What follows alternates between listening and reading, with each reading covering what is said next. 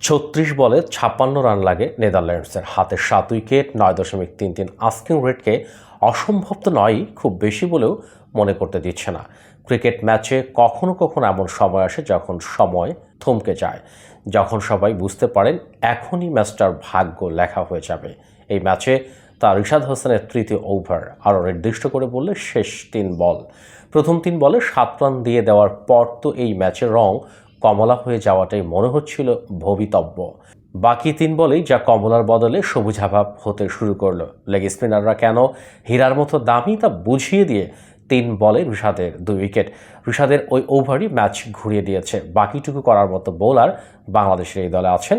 সবার আগে নাম আসবে মোস্তাফিজের, যার ৪ ওভার থেকে ডাচ ব্যাটসম্যানরা নিতে পেরেছেন মাত্র ১২ রান। শেষ ওভারের আগেই তাই ম্যাচ শেষ।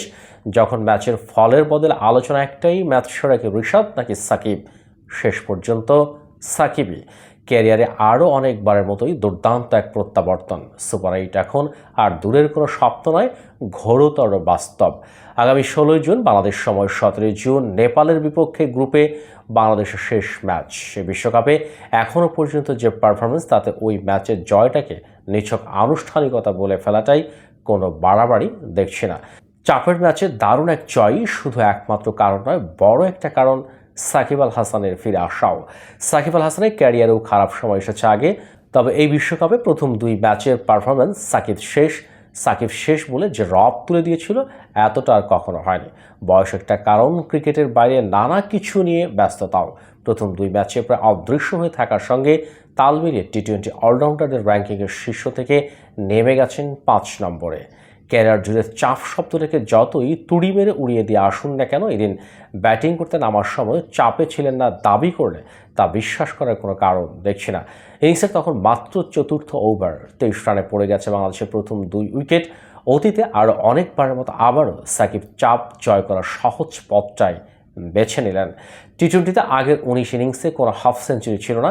ব্যাটিং করার সময় এত অস্বচ্ছন্দও এর আগে কখনো লাগেনি। ব্যাটিং থেকে সাকিবকে চেনা গেল অনেক দিন পর। অপরাজিত ৬৪ রানের ইনিংসই শেষ পর্যন্ত বাংলাদেশের পারানির কড়ি।